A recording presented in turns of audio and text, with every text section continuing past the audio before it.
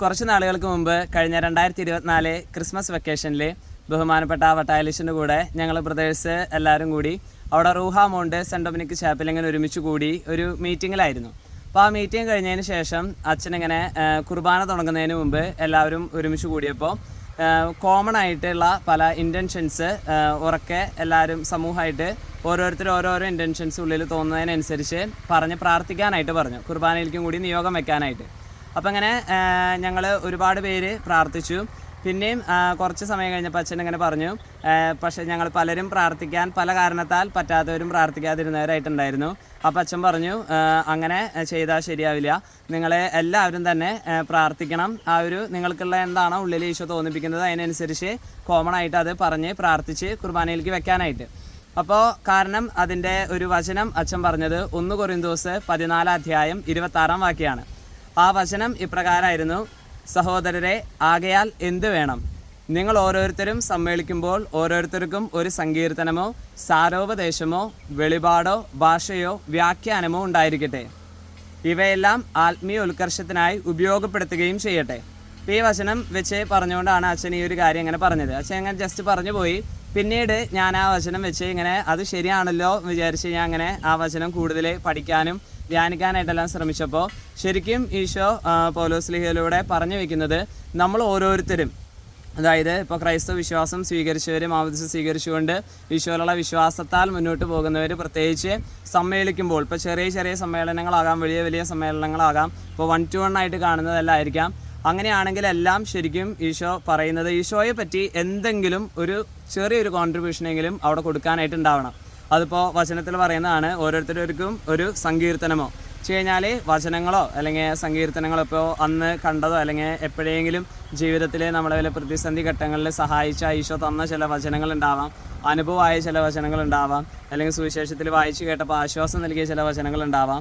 അപ്പോൾ അങ്ങനെ സങ്കീർത്തനമോ, പിന്നീട് പറയുകയാണ് സാരോപദേശമോ, അതായത് വേറെ ആളുകളെ ഉപദേശിക്കുവാൻ, ഇപ്പോൾ കഷ്ടതയിലായിരിക്കുന്നവരാവാം അല്ലെങ്കിൽ പല തരത്തിലുള്ള പ്രതിസന്ധിയിലൂടെ കടന്നു പോയിക്കൊണ്ടിരിക്കുന്നവരാവാം, അവരൊന്ന് എന്താ പറയുക, ഉപദേശിക്കാനും അവർക്ക് വേണ്ടുന്ന കൊടുക്കാനും വേണ്ടി ഒരു 2 നല്ല വാക്യെങ്കിലും പറയാൻ മാത്രം. അങ്ങനെ സാരോപദേശമോ, പിന്നെ പറയുന്നതാണ് വെളിപാടോ, പിന്നെ വ്യാഖ്യാനമോ ഭാഷയോ ഉണ്ടായിരിക്കട്ടെ എന്നുള്ളത്. അപ്പോൾ ഈ വെളിപാടെന്നൊക്കെ പറയുന്നത് ഇപ്പോൾ ചില റെവലേഷൻസ്, അതായത് ഇപ്പോൾ ചില ദർശനങ്ങളാവാം, അല്ലെങ്കിൽ നമുക്ക് ഉള്ളിൽ കിട്ടിയ ചില ഉൾക്കാഴ്ചകളാവാം, നമ്മുടെ ജീവിതത്തെ കൂടുതൽ ഇമ്പ്രൂവ് ചെയ്യാനായിട്ട് ഈശോ തന്ന ചില ഉള്ളിൻ്റെ ഉള്ളിൽ തന്ന ബോധ്യങ്ങളാവാം, അങ്ങനെ എന്ത് വേണമെങ്കിൽ ആവാം. അപ്പോൾ ഭാഷയോ വ്യാഖ്യാനമോ എന്നെല്ലാം പറയുമ്പോൾ പറയാം വചനത്തിൻ്റെ വ്യാഖ്യാനങ്ങളാവാം. അപ്പോൾ അങ്ങനെ നമുക്ക് കിട്ടുന്ന ഓരോന്നും നമ്മൾ സമ്മേളിക്കുമ്പോൾ, ഇപ്പോൾ എത്ര മീറ്റിങ്ങുകൾക്ക് നമ്മൾ ഓരോരുത്തരും കൂടുന്നു, ഇപ്പോൾ പള്ളിയിലോ അല്ലെങ്കിൽ ജോലി സ്ഥലത്തോ എവിടെയെങ്കിലുമൊക്കെ ആയിട്ട്. അതുപോലെ തന്നെ ഇപ്പോൾ എത്ര പേരെ ഡെയിലി നമ്മൾ കണ്ടുമുട്ടുന്നു, ഇപ്പോൾ എത്രയും പേരെ നമ്മൾ പഠിപ്പിക്കുന്നു, ഇപ്പോൾ കാറ്റീസൊക്കെ പഠിപ്പിക്കുന്നു, അല്ലെങ്കിൽ മറ്റ് പല സ്കൂളുകളിൽ പഠിപ്പിക്കുന്നു. അങ്ങനെ ഓരോരുത്തരായിട്ട് എന്തുമാത്രം ഇപ്പോൾ ഫാമിലി ഗെറ്റ് ടുഗദറുകൾ കൂടുന്നു. അങ്ങനെ നമ്മൾ ഒരുമിച്ച് കൂടുമ്പോൾ എന്തെങ്കിലും ചെറിയൊരു കോൺട്രിബ്യൂഷനെങ്കിലും ഈശോയെ മഹത്വപ്പെടുത്താനായിട്ട് അവിടെ ചെയ്യാറുണ്ടോ, പറയാറുണ്ടോ, കാണിക്കാറുണ്ടോ? എന്തെങ്കിലും ഒരു കുഞ്ഞു കാര്യങ്ങളായാലും മതി. ഇപ്പോൾ എൻ്റെ തന്നെ ഒരു ഉദാഹരണം പറഞ്ഞു കഴിഞ്ഞാൽ, ഞങ്ങൾ കുറച്ച് നാളുകൾക്ക് മുമ്പ് ചങ്ങനാശ്ശേരി പഠിച്ചിരുന്ന സമയത്ത്, ഡിഗ്രി ചെയ്തിരുന്ന സമയത്ത് ഞങ്ങൾ ബ്രദേഴ്സ് ഒരുമിച്ചായിരുന്നല്ലോ അവിടെ PDMൻ്റെ ഒരു സ്റ്റഡി ഹൗസിൽ. അപ്പോൾ ഒരു ദിവസം ഇങ്ങനെ ഞങ്ങൾ രാത്രി കാഷ്വലായിട്ട് ഭക്ഷണം കഴിക്കുകയായിരുന്നു. അപ്പോൾ ഭക്ഷണം കഴിച്ചുകൊണ്ടിരിക്കുന്ന സമയത്ത് ഞങ്ങളിങ്ങനെ കോളേജിൽ വിശേഷങ്ങളൊക്കെ പറഞ്ഞിങ്ങനെ സംസാരിച്ചുകൊണ്ടിരിക്കുകയായിരുന്നു.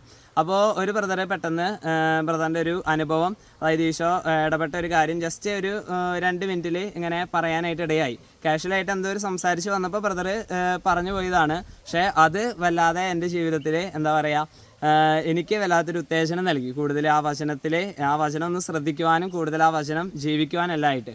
അത് പ്രകാരമായിരുന്നു. ഒരു ദിവസം ഇങ്ങനെ ഞങ്ങളുടെ ആ ഹൗസ് വെഞ്ചരിക്കാനായിട്ട് മാസത്തിലൊക്കെ ആയിട്ട് അച്ഛൻ വരുമായിരുന്നു, ഏതെങ്കിലും ഒരു അച്ഛൻ ഫോർമേഷന് സഹായിക്കുന്ന ഒരു അച്ഛൻ. അപ്പോൾ ഹൗസ് വെഞ്ചരിക്കാൻ വരുമ്പോൾ അവിടെ ഞങ്ങൾ തന്നെയാണല്ലോ ഭക്ഷണമെല്ലാം ഉണ്ടാക്കുന്നത്. അപ്പോൾ അന്നത്തെ ഭക്ഷണം ഒരു വെറൈറ്റിക്ക് പൊറോട്ട ഉണ്ടാക്കാമെന്ന് വിചാരിച്ചു. അങ്ങനെ പൊറോട്ടയും മറ്റേ എന്താ കറിയൊന്നും പ്രത്യേകം ഓർക്കണില്ല. അപ്പോൾ അങ്ങനെ ഉണ്ടാക്കാനായിട്ട് ഈ ബ്രദറിനെ അത് അറിയുള്ളൂ.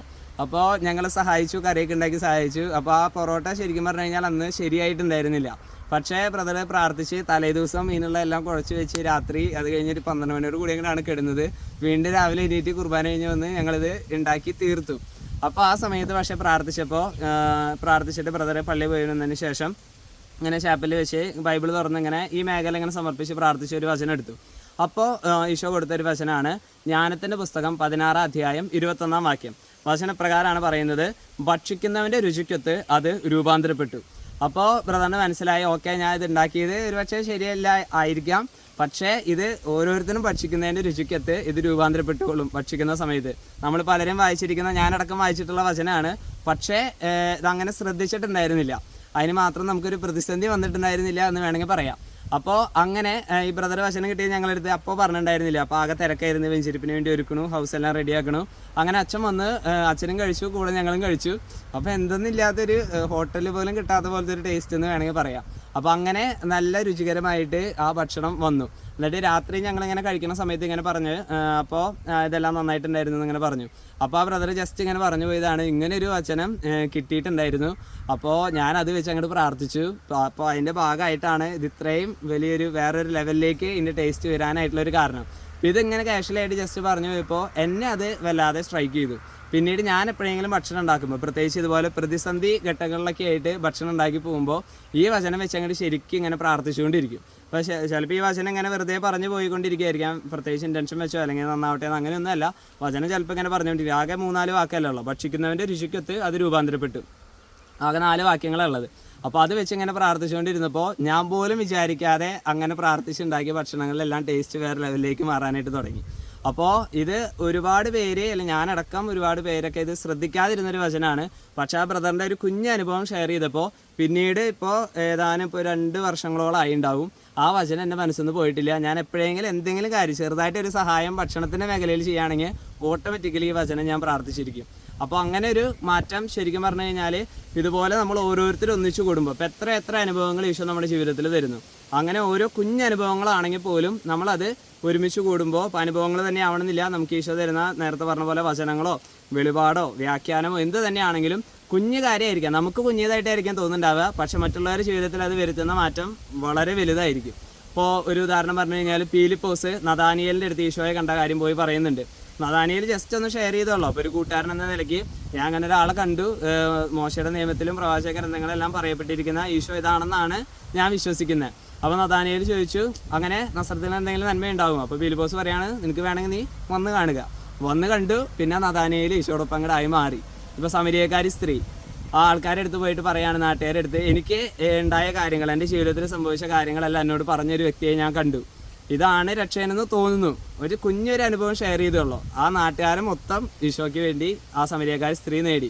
അപ്പോൾ അതുപോലെ നമുക്ക് കിട്ടുന്ന ചെറുതും വലുതുമായ ഓരോ അവസരങ്ങളിലും നമുക്ക് പറ്റണ പോലെ, ചിലപ്പോൾ മുഴുവൻ ഈശോയ്ക്ക് വേണ്ടി പറയാനൊന്നും പറ്റിയെന്ന് വരില്ല, പക്ഷേ നമ്മളുടെ മാക്സിമം എഫേർട്ട് നമ്മളിടുക.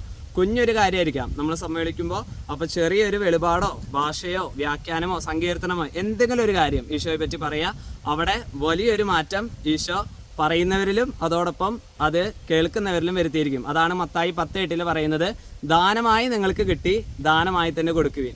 അപ്പോൾ വളർച്ച പ്രാപിക്കാനുള്ള വലിയൊരു മാർഗ്ഗമാണിത്. നമുക്ക് കിട്ടിയത് മറ്റുള്ളവരോട് പങ്കുവെക്കുക. അപ്പോൾ നമ്മൾ ഈശോയിലേക്ക് അടുക്കും, അതോടൊപ്പം ആ ആത്മാക്കളെ നേടാനായിട്ട് നമുക്ക് സാധിക്കും. ഈശോ അനുഗ്രഹിക്കട്ടെ.